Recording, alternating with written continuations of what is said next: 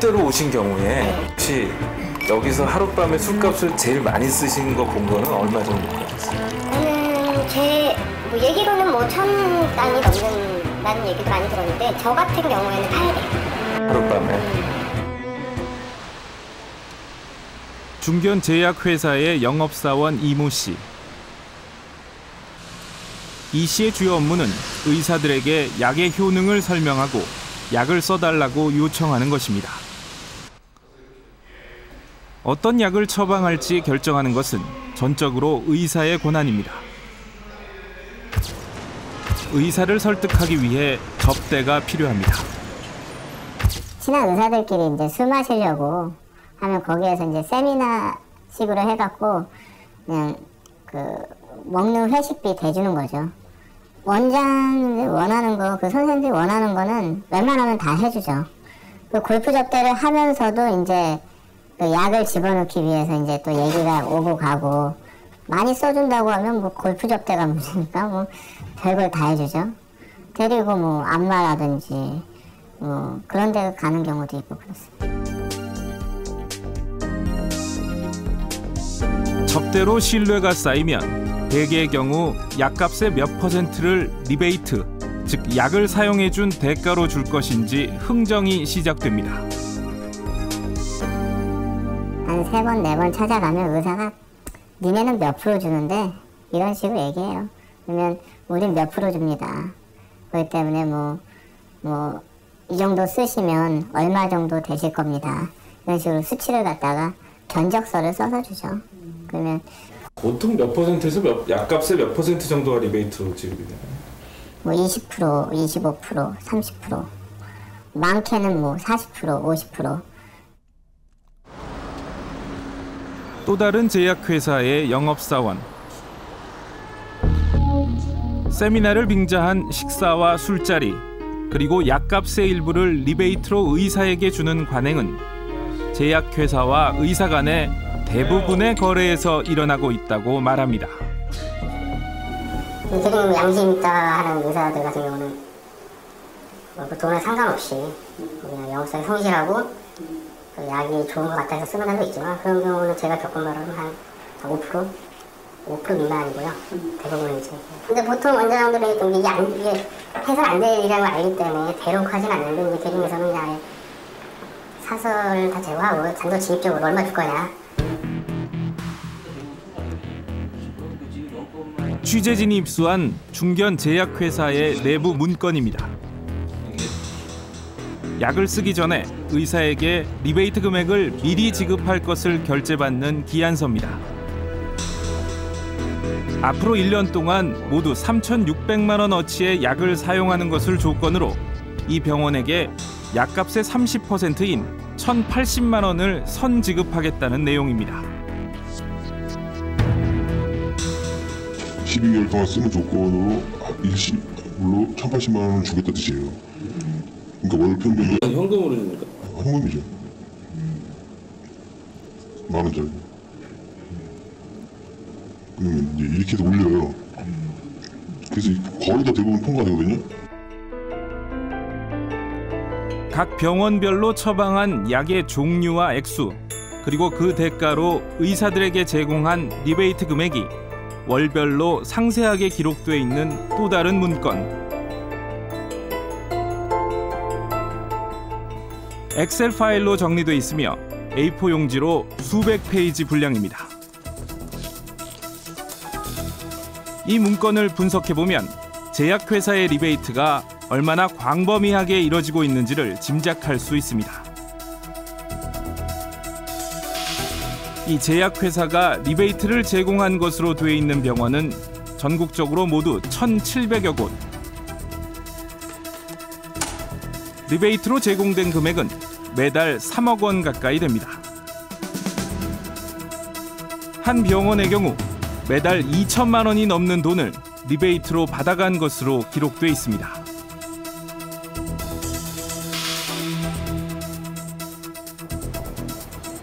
명단에 있는 의사들도 제약회사로부터 지원을 받는 것이 관행이라는 점을 시인합니다. 병원이 이제 어떻게 보면 일부를 쪼개주는 형식일 수도 있는 거고 사회적으로 운영비 쪽으로 뭐 도움을 드릴 수 있다고 해서 도움을 드리면 그때 그걸 받는 사람은 사실 없을 것 같은데요. 그렇게 생각해요. 모르겠어요. 가끔 면상에서 내가 할 수 있는 범위 내에서 해줬을 때 그랬을 때 솔직히 그거 마다하지는 않지 않겠어요? 특히 이 문건에서 주목할 점은 일반 병원뿐 아니라 보건소에도 약값의 일부를 리베이트로 제공한 것으로 기록돼 있다는 것입니다.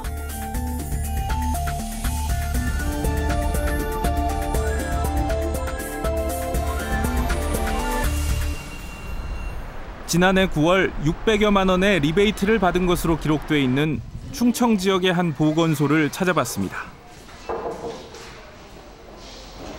보건소장은 약을 선택하고 처방하는 것은 전적으로 공중보건의의 권한이기 때문에 자신은 아는 것이 없다는 입장입니다. 전에는 그러니까 옛날에는 아마 그런 경우가 있었다는 얘기도 저도 들었거든요.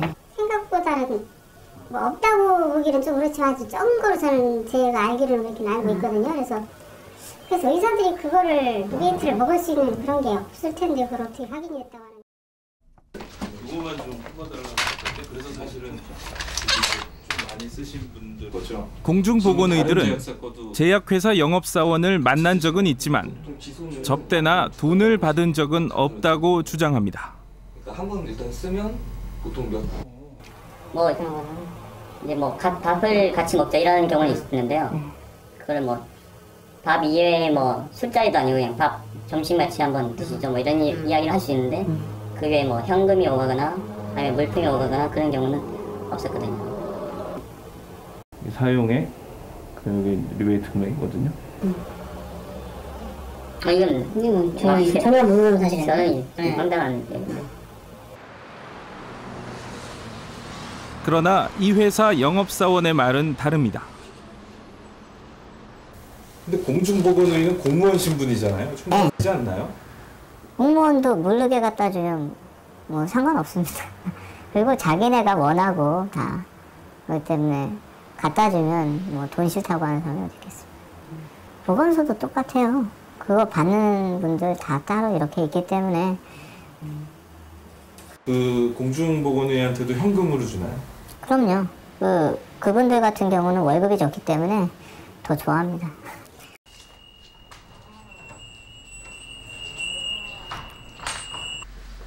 다른 지역에서 만난 공중보건의는 실제로 제약회사로부터 약값 리베이트를 받는 공중보건의들이 꽤 있다고 털어놓습니다.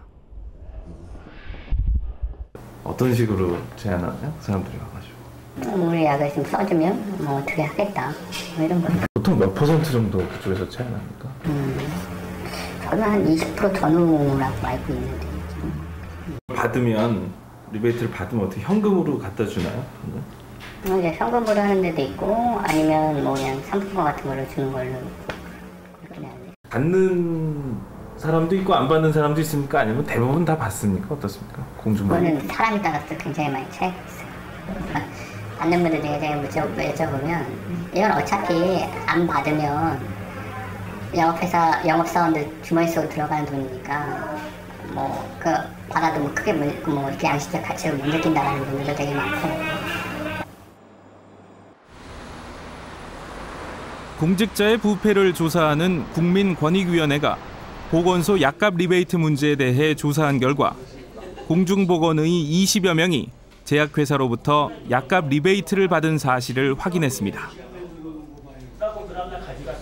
현재 공정거래위원회와 경찰에서 본격 수사가 이루어지고 있습니다. 보건소의 공중보건의들까지 제약회사로부터 약값 리베이트를 받는다는 사실이 확인된 것은 이번이 처음입니다.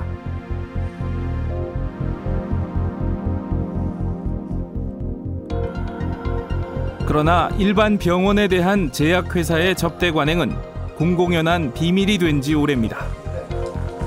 지난해와 올해 공정거래위원회에 적발된 제약회사의 불법 접대 사례는 다양합니다.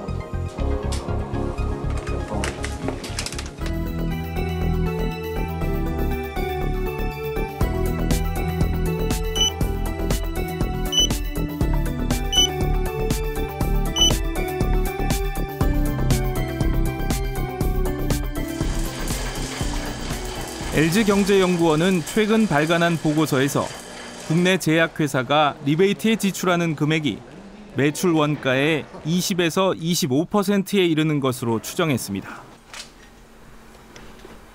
연간 1조 원이 넘는 돈이 의사들에 대한 접대와 리베이트에 사용되고 그 비용은 약값에 포함돼 결국 소비자가 부담하게 되는 것입니다. 제약 분야의 그 리베이트 문제는 어떻게 보면 그 리베이트 비용이 최종적으로는 그 소비자 약가에 전가가 돼가지고 그 소비자들이 그 부담해야 되는, 그러니까 높은 가격에 그 약을 구매해야 되는 그런 문제로 이제 소비자 피해를 야기할 수 있는 그런 사안입니다. 최근 고질적인 불법 접대와 리베이트를 근절하기 위해 제약회사 대표들과 보건복지부 장관이 모여 대국민 결의대회를 가졌습니다.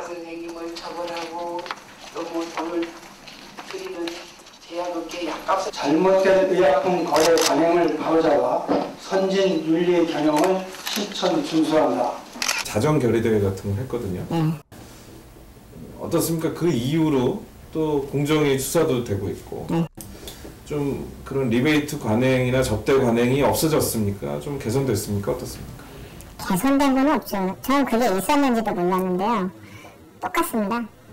그리고 요즘 많이들 공정위에서 많이 거론하고 있으니까 회사에서 몸살이고 이번 달 피해서 다음 달 아니면 그 다음 달에 이번 달에 쓴 것까지 다 이렇게 돈으로 집행하는 걸로 그렇게 약속하고 있습니다. 최근 한 시민단체가 지난 15년 동안 언론에 보도된 뇌물, 비리 사건 내용을 분석했습니다. 모두 750건에 이르는 사건을 업종별로 분석한 결과 건설과 관련된 사건이 전체 부패 사건의 절반 이상을 차지했습니다. 이 공공부문에서 가장 심한 분야가 사실은 이제 주택 건설 분야였습니다. 주택 건설 또 이제 부동산 관련된 이런 분야였고요. 전체 55%를 차지했고 액수로도 48%를 차지하고 있었습니다. 건설업계의 접대 관행은 어떨까? 건축자재를 생산하는 업체의 임원인 김모 씨. 김 씨는 거래업체 사람들과 한 달이면 7, 8차례 식사와 술자리를 갖습니다. 상대는 주로 시행사나 시공사의 담당자들입니다. 밥은 먹었다 가서 뭐 접대라고 생각은 전혀 안 하거든요. 술 먹고 밥 먹어서 친해지면 나중에 이제 실제 사업이 있을 때 뭐 이거 나한테 줄 거야? 뭐 이런 말이 오가기 편하게 하기 위해서 또 오갈 수 있는 분위기를 만들기 위해서 뭐 술자리를 갖는 거지 술 많이 먹고 밥 많이 먹고 그래서 또 나중에 친해지면 또 그쪽에 전화가 옵니다. 언제 와라. 그때 가면 그때 뭐 맨정신에 이번에 이런 현장이 있으니까 이번 거는 우리도 너희 도와줄 테니까 너희가 우리도 좀 챙겨줘라. 그래서 뭐 그렇게 되면 일이 되는 거죠. 이렇게 해서 자재를 납품하게 되면 그 대가로 돈이 오가는 경우가 많다고 김 씨는 털어놓습니다. 뭐 돈을 1,000만 원을 가지고 와라. 그러면서 봉투 그러더라고요. 그래서 무슨 봉투인가 그랬는데 나중에 직원이 그 부서에 8명이다. 그래서 회식 자리에 8명이 다 와 있더라고요. 그리고 8명이 다 모여가지고 그 자리에서 달라고 딱 대놓고 그러더라고요. 뭐 멋쩍어서 그냥 줬죠. 그리고 준비해간 봉투를 주니까 그 자리에서 돈 딱 세가지고 8명이 8등분 딱 해서 업체에서 주는 거니까 그냥 고맙게 받고 오늘 실컷 마셔. 그러면서 그냥 나눠주더라고요, 편하게. 대형 건설사들의 접대와 로비는 그 규모와 범위가 중소업체와는 비교가 되지 않습니다.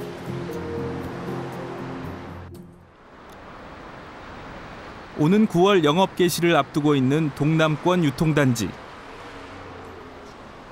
청계천 복원사업으로 일터를 잃은 상인 6천여 명이 입주하게 될 이곳은 코엑스몰 6배 넓이의 부지에 3개의 대형 단지가 들어서 있습니다.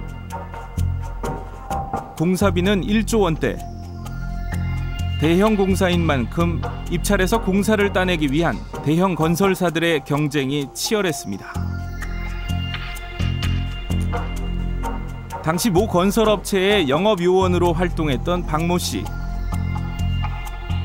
설계 심사에서 좋은 점수를 받기 위해 교수, 공무원 등 무려 1,800여 명에 이르는 설계평가위원 후보들이 주된 로비 대상이 됐다고 말합니다.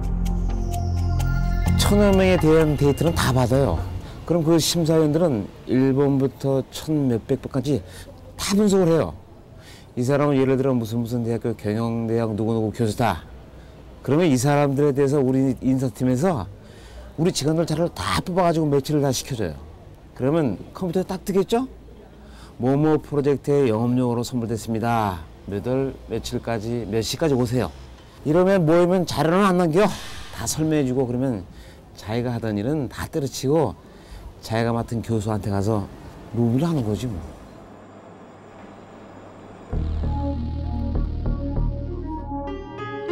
이때부터 자신이 담당한 평가위원 후보에 대해 식사, 술, 골프, 선물 제공 등 본격적인 접대 경쟁이 시작됩니다. 저 같은 경우에는 제 대학 은사였는데 처음에 되게 뻘쭘했습니다. 10년 거의 20년 만에 찾아가는 거잖아요. 쑥스럽지만 인간적으로 화장품이라도 사가지고 가서 선물도 드리고 뭐 성이니까 그 정도 하다가 치열해지면 전략을 짜는 거죠. 실제로 술도 먹고 그래야 계속 만나게 되니까. 아, 왜 그러냐면 이 교수를 찾아오는 사람이 나만 찾아오는 게 아니라 여기저기 참여하는 모든 건설사 사람들이 다 찾아온다고 보면 되는 거죠. 뭐 그 사람들이라고 뭐 학연 지연 뭐 그런 거 없겠습니까? 안 그렇겠어요? 입찰 당일이 되면 로비 경쟁은 절정에 이릅니다. 평가당일 새벽 4, 5시면 평가위원회 선정됐다고 본인에게 통보를 해주거든요. 그러면 이 사람들 집 다 알거든. 예를 들면 무슨 아파트다. 그러면 새벽 4시면 불이 다 꺼져 있잖아요. 그 동 앞에 가서 그 집만 바라보고 있는 거예요. 그러면 새벽 4시에 불이 켜지잖아요. 그럼 결정된 거예요. 그럼 누가 이 사람을 잡냐?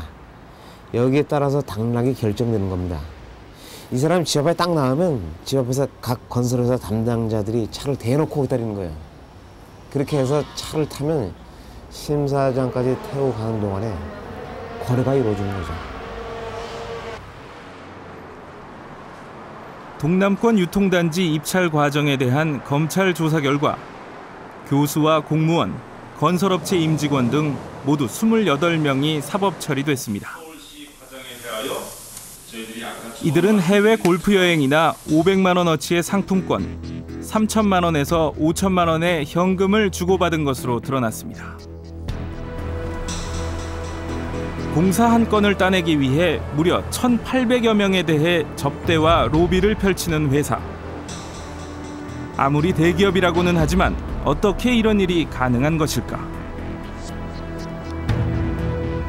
그러니까 대형 건설회사의 임직원이 약 한 3,000명 정도 된다 그러면 직원이 그중에 그 기술 직원이 한 2,000명 정도 될 거고 이 중에서 한 50%만 동원해도 한 1,000명을 동원할 수가 있어요. 그럼 1,000명의 직원들이 얼마든지 총 동원돼가지고 가서 접촉을 할 수 있는 거지. 술 접대, 뭐 골프 접대 이런 것들이 상시적으로 이루어지나요? 기본이죠, 그건 기본. 기본으로 그런 접대는 커피값서부터 밥값, 술값, 그 다음에 뭐 그 이후에 그 사람이 원하는 모든 서비스를 다 제공하고 또 골프 채를 사주는 건 뭐 기본이고 골프 연습비도 대주고 필요하다면 그 사람이 뭐 대학원 학비들을 대주거나 뭐 모든 걸 다 해주는 그런 구도로 돼. 그러니까 아주 상전도 그런 상전을 모시는 그렇게 떠받들어야 되는 그런 구도로 돼 있다는 거예요. 이렇게 접대를 하는 데 들어가는 비용을 만들기 위해 또 다른 편법, 불법이 사용됩니다. 대형 종합건설업체로부터 하도급을 받아야 하는 전문 건설업체나 그 건설업체에 고용된 건설기계 근로자, 건설 현장 근로자 등이 희생양이 됩니다. 저희가 이제 덤프트럭 같은 경우에는 예를 들어서 현장에서 일을 해서 한 500만 원 정도의 운반비를 이제 받을 게 있다고 치면 건설 업체에서 500만 원만 입금시키는 게 아니라 한 1,050만 원 정도를 추가로 550만 원을 더 입금을 시켜줍니다. 그래서 그 50만 원은 부가세 10%를 이제 납부하게끔 하고 그 다음에 나머지 500만 원은 돌려받는 수법으로 그 현장에서 처리되는 경우가 상당히 많습니다. 아마 그 건설기계 쪽에서 종사하는 노동자들이라면 대부분 몇 번씩 그런 경험들은 다 겪었습니다. 이 열댓 명이 뒤풀이를 같이 갔습니다. 같이 갔는데 국내 그 상위 종합건설업체 직원이 그 자리에서 저녁을 사겠다고 그렇게 제안을 하면서 카드를 하나 꺼내서 이제 자랑을 했는데 그게 이제 하도급 업체로부터 오늘 사용을 허가받고 나온 그 하도급 업체의 카드였습니다. 건설업체의 접대 규모가 워낙 크다 보니까 룸살롱 같은 호화 유흥업소의 경우 건설 경기가 업소 매출에 직접적인 영향을 미칠 정도입니다.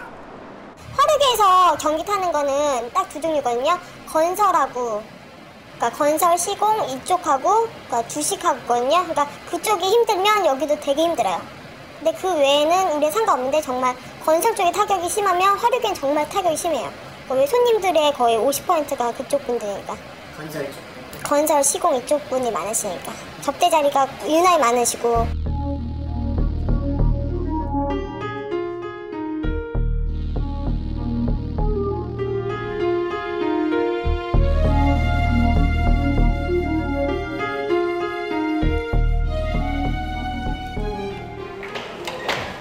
서울 강남의 한 룸사롱.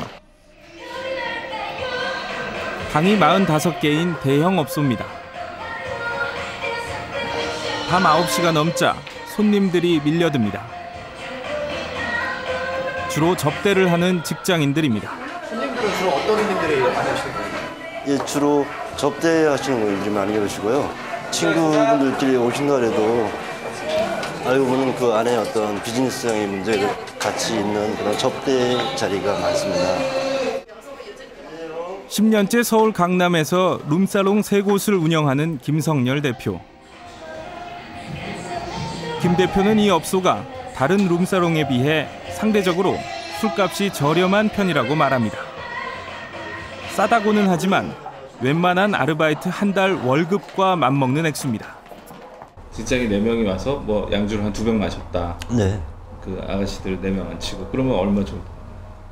그러면은 한 주대가요 45만 원, 봉사료 40만 원, 85만 원이죠. 김 사장은 가격과 업태에 따라 룸살롱에도 여러 종류가 있다고 설명합니다. 그러니까 템포로라는 개념은요, 같은 시간대에 2방, 3방 왔다 갔다 막 하거든요. 그래서 왔다 갔다를 좀 극히 자제를 시키는 그러한 그 룸 문화가 또 하나 있었습니다. 그것이 20%라는 문화거든요. 네. 그러한 어떤 양대의 어떤 문화가 있었는데 강남 룸이요. 네. 근데 그러한 문화에서 경기가 하감이 되면서 섞인 겁니다. 10%하고 20%가 섞여서 점호가 나온 겁니다. 네. 그럼 점호는 뭐 어떤 형태입니까? 그러니까는 섞인 거죠. 10% 문화, 왔다 갔다 막 하는 문화하고 지그치 앉아서 마시는 문화하고 섞인 겁니다. 술값이 비싸다는 호화 룸살롱. 새벽이 가까워지자 술자리를 마친 손님들이 가게 밖으로 나옵니다. 대부분 종업원의 배웅을 받으며 돌아가지만 개중에는 술집에서 나온 아가씨와 함께 차를 타고 어디론가 향하는 사람들도 있습니다.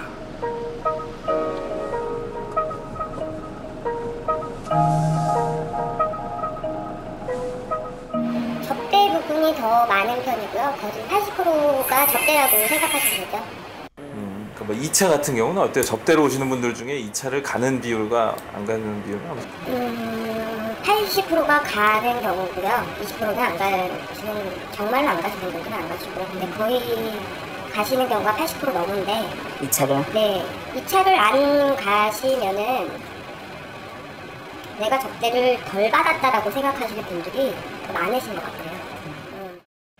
저걸 비슷하나요? 어떤 마치 굉장히 미인이라고 하는지 접대를 위해 이곳을 찾는 사람들이 쓰는 하루 술값은 얼마나 될까? 어떻게 마시냐에 따라서 차이는 많이 있지만 그 접대라는 분위기에서는 약간 좀 많이 드시는 편이에요. 4병도 될 수도 있고 5병도 될 수도 있는데 거의 금액적으로 따지면 뭐 한 200선 넘죠. 300 미만? 200 넘고. 접대로 오신 경우에 혹시 여기서 하룻밤에 술값을 제일 많이 쓰신 거 본 거는 얼마 정도까지 쓰세요? 저는 제 뭐 얘기로는 뭐 1000쌍이 넘는다는 얘기도 많이 들었는데 저 같은 경우에는 800. 하룻밤에?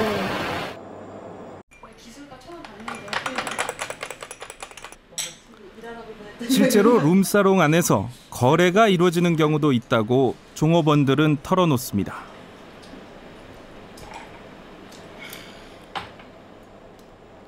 도장 갖고 와서 찍는 모습도 보고요. 인주가 없을 때는 진짜 여자애들 립스틱 갖고 와서 도장 찍는 경우도 있고요. 그럼 여기서 계약을 직접 체결하는 거예요? 하시는 분들 계시죠. 업태와 비용에 따라 각양각색인 서울 강남의 유흥주점은 대략 8천여 곳에 이르는 것으로 추산됩니다. 경기는 외환위기 때보다 더 어렵다고 하지만 강남의 유흥업소는 더 대형화되고 다양해지는 추세입니다.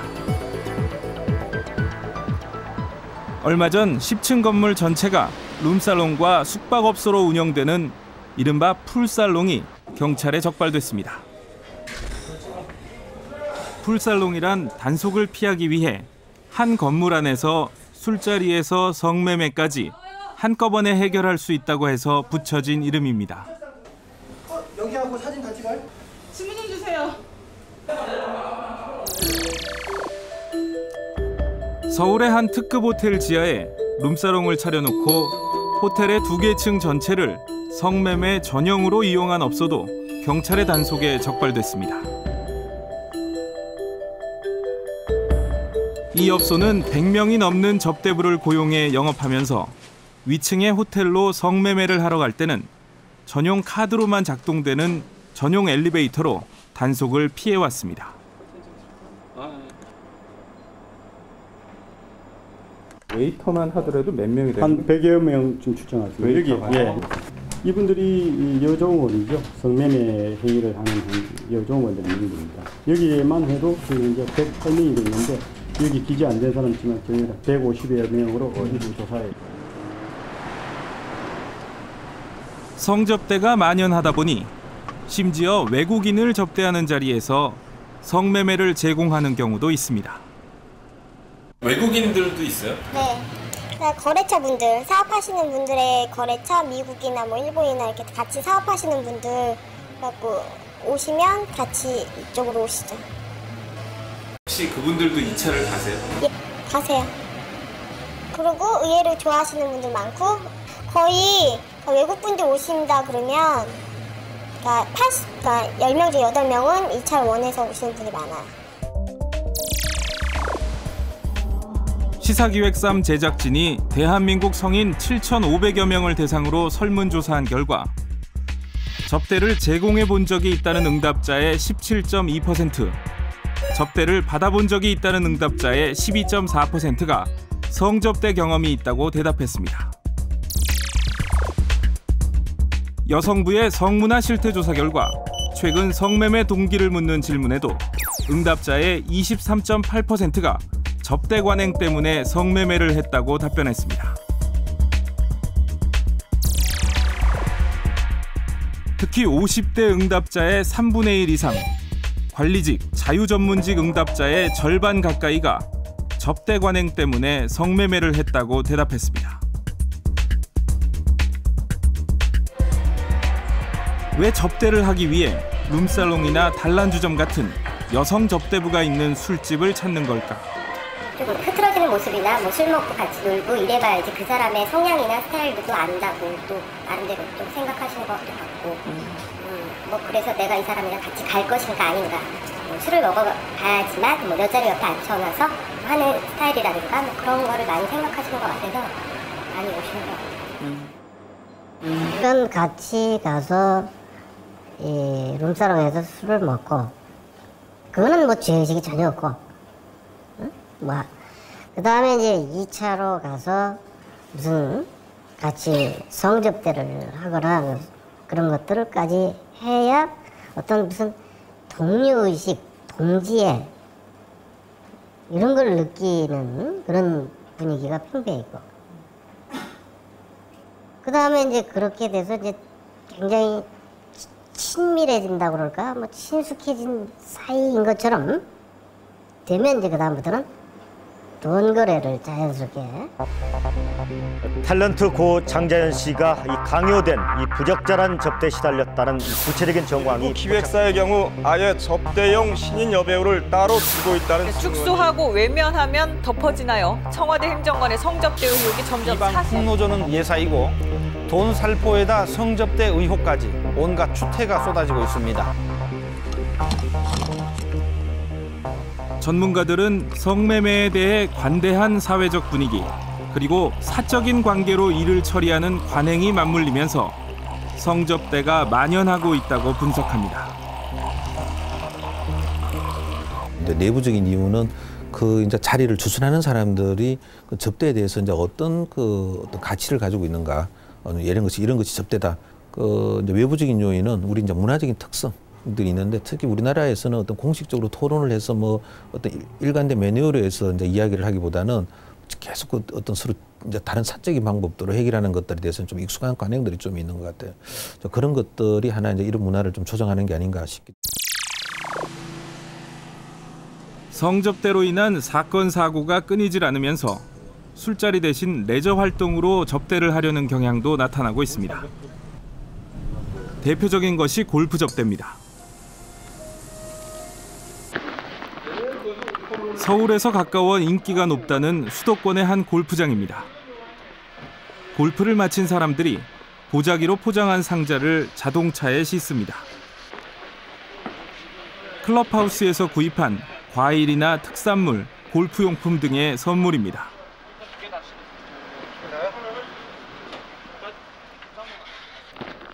그린피와 캐디피, 카트비에다 골프를 치면서 먹은 음식값, 거기에 한 개당 5만 원에서 10만 원의 선물까지 챙겨주자면 4명이 골프 한 번 치는데 드는 비용이 150만 원을 넘기 일쑤입니다.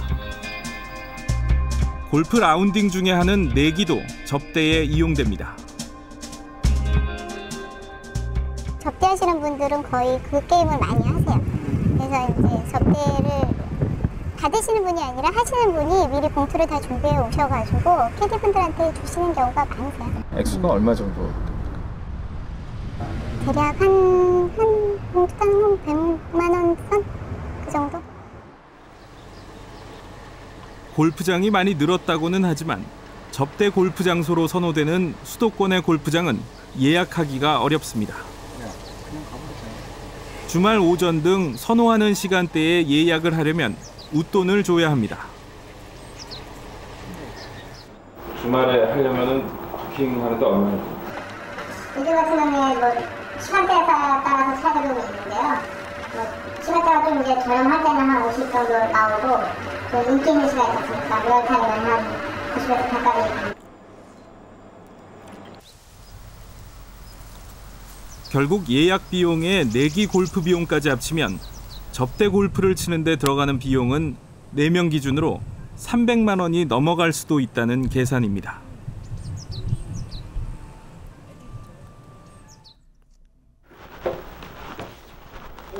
해외여행은 어떨까요?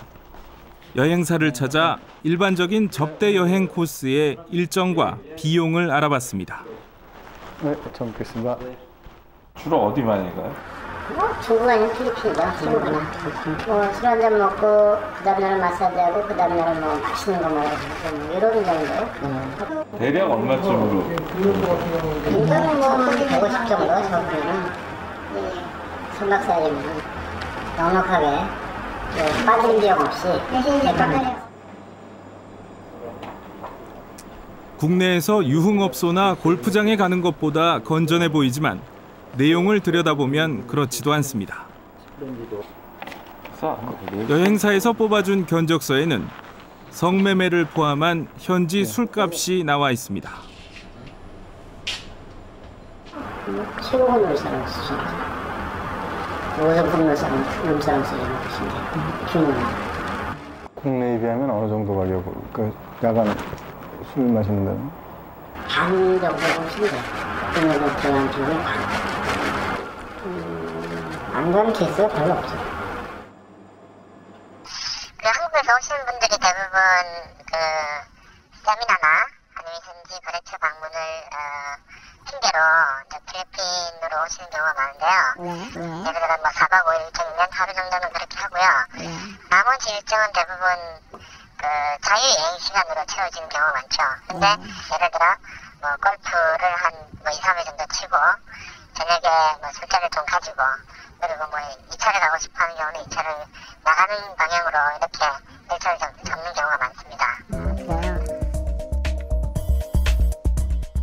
지난 2007년 기업들이 접대비로 사용했다고 국세청에 신고한 금액은 모두 6조 3천여억 원.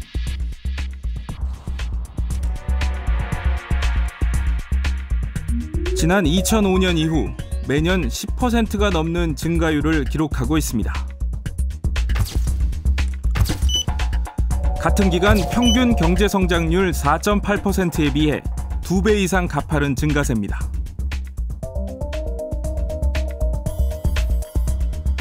특히 단란주점, 나이트클럽, 요정, 골프장 등에서 사용한 접대비는 모두 2조 5천여억 원으로 전체 접대비의 약 40%를 차지합니다.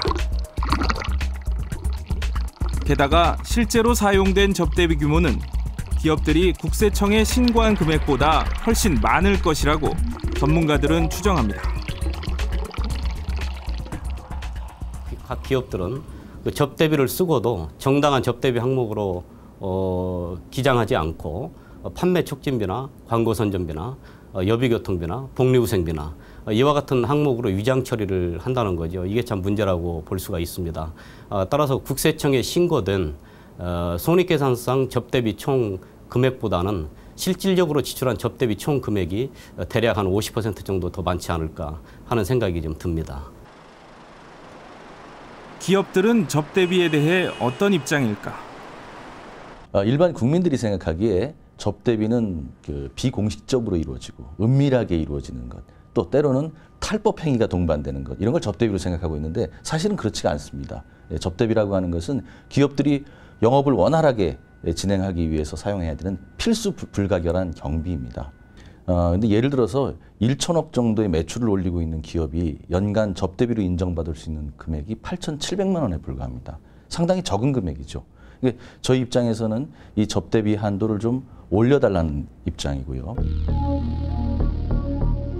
올해 들어 정부는 50만 원 이상 사용한 접대비에 대해 사용한 용도와 동석한 사람들의 이름을 기록 보관하도록 하던 접대비 실명제를 폐지했습니다.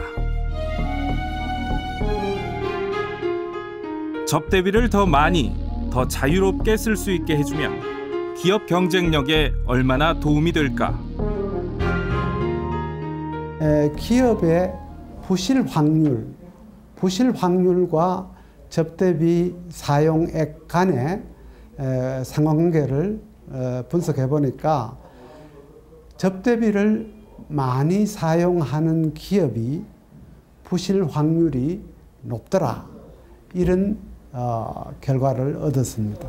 이 접대비 한도를 단순히 늘리기보다는 보다 그 근본적으로 기업이 윤리성 제고를 통해서 이 경쟁력을 높이고자 하는 그런 노력이 수반되어야 하는 것이 보다 중요하다고 생각합니다. 시사기획 쌈이 실시한 설문조사 결과 접대를 제공하고 특혜나 이익을 받았다는 응답은 73%. 접대를 받은 것이 의사결정에 영향을 미쳤다는 응답이 59%로 나타났습니다. 접대 문화의 가장 큰 문제점도 청탁이나 뇌물로 이어지는 불공정 거래를 유발하기 때문이라는 응답이 가장 많았습니다. 접대를 하는 쪽이나 받는 쪽 모두 접대가 공정한 경쟁을 막고 있다는 데 공감하고 있다는 것입니다. 그러나 영업 현장에서는 과도한 접대가 한국 사회의 오랜 관행이기 때문에 어쩔 수 없다는 의견도 적지 않습니다. 제 주위에는 서로 그러기 때문에 안 할 수는 없습니다. 안 하면 나만 불이익을 당한다고 봐야 되겠죠. 다른 사람들은 주고 납품 생생하는데 우리만 원칙 지킨다고 그렇게 버티고 있으면은 그건 장사에 가치가 없는 거죠. 살아남지 못하는 거죠, 한마디로. 공개에 군림했습니다. 30여 년 전만 해도 선진국 기업들도 국제적인 비즈니스에서 접대와 뇌물을 제공하는 것이 일종의 관례였습니다. 1976년 미국 록히드 항공사가 일본에 비행기를 팔기 위해 당시 다나카 일본 총리에게 5억엔의 뇌물과 함께 엄청난 접대와 향응을 제공한 사실이 드러났습니다. 이 사건으로 현직 총리가 구속되는 등 국제적으로 큰 파장이 일자 미국 정부는 이듬해 해외 공직자 뇌물 금지법을 제정 시행했습니다. 당시 미국 기업들은 이 법으로 인해 미국 기업들만 해외 비즈니스에서 불리해졌다며 큰 불만을 나타냈습니다. 막상 미국만 그 해외 공직자에게 뇌물 금지를 하다 보니까네 다른 나라는 여전히 뇌물을 줬다는 겁니다. 뇌물 주니까 또 수주도 많이 해가고 오히려 그래서 미국의 기업체들이 엄청난 손실을 봤다고 하소연을 했습니다. 제발 이 법을 폐기해달라고 요구를 했습니다마는 결국 미국은 그 법을 폐기하는 것이 아니라 다른 나라도 똑같이 그런 법을 제정해가지고 공정한 바운드 아래에서 출발하자, 경쟁을 하자. 결국 이 같은 미국 정부의 조처가 국제상거래에서 부적절한 접대와 뇌물을 없애는 계기가 됐고 더불어 미국 기업들의 기술 경쟁력을 끌어올리는 동인이 됐습니다.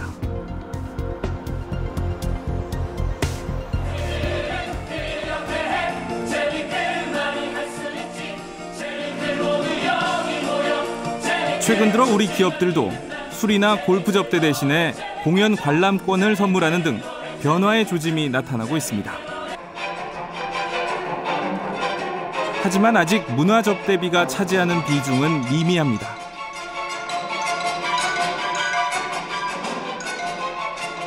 문화 접대비를 기준치 이상 사용해 정부가 주는 세제 혜택을 받는 기업은 연간 50여 곳에 불과합니다. 네, 제일 먼저 기업들의 인식 전환이 제일 중요하다고 생각을 합니다. 지금까지와 같이 향응 접대적인 그런 지출보다는 문화 친화적인 그런 데 대해서 돈을 많이 지출할 경우에 기업들 이미지도 향상되고 그 지역들의 주민들 그리고 또 일반 시민들도 문화 혜택을 많이 받을 수 있기 때문에 무엇보다도 기업들이 이쪽에 돈을 많이 쓰면 궁극적으로 기업들한테 도움이 된다는 그런 인식 전환이 필요하겠고요. 부정과 부패의 싹을 틔우는 음습한 접대 문화. 바꾸지 않는다면 우리 사회의 경쟁력은 뿌리부터 흔들릴 수 있습니다.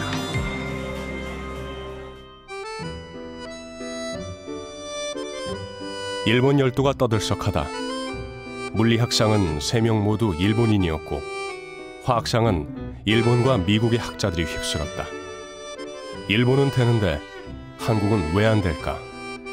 결론은 하나다. 열심히 하지 않았기 때문이다.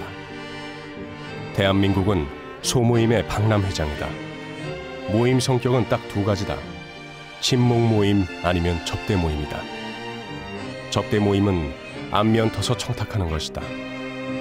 고위험 사회에서의 보험 들기다. 공식적으로는 안 되는 일을 사사롭게 해결하는 모임이다. 공무원이건 직장인이건 사업가건 교수건 법조인이건 예술인이건 예외가 없다. 찾아다녀야 할 모임이 너무 많고 만나야 할 사람이 너무 많아 진짜 일을 할 시간이 없는 나라가 한국이다. 결정적 승부처는 오후 6시 이후의 자유시간에서다. 긴 자유시간을 우리는 과거를 위해, 편법을 위해 소비한다. 우리가 6시 이후의 긴 시간을 이렇듯 철저히 과거 찾기, 인연 만들기에 사용하는 한 조국의 더 큰 희망은 솔직히 어렵다. 한국의 선진국 반열 진입은 6시 이후의 과거 몰입적, 인맥 제일주의적 행태의 변경 없인 불가능하다.